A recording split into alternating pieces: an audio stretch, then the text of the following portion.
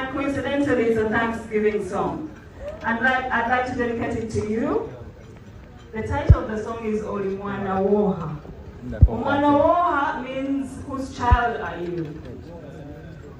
I'm a child of God. Olimwana Woha. Are you ready to hear it?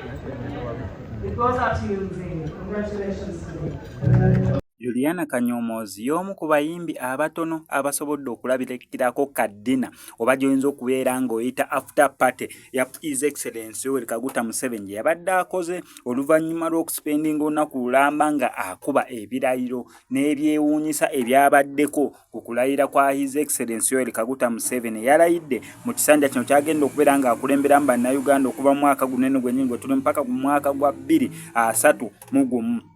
Okusinziira ku byabaddewo ekitali kya bulijjo kwe kubeera nga teyayambadde kasuuti.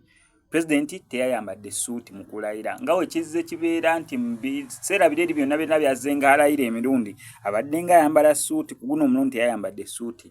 Ekyokubiri, pulezidenti teyazze na mukyala we nga we kibadde kibeera mu mirundi gyonna gyazze ng'alayira abadde ajjanga ne mukyala we ne bakuba ebirayiro. Ku guno omulundi yawerekeddwako muwala we ne mutabani we yabaddewo n'ab'ebitiibwa abalala baabaddewo.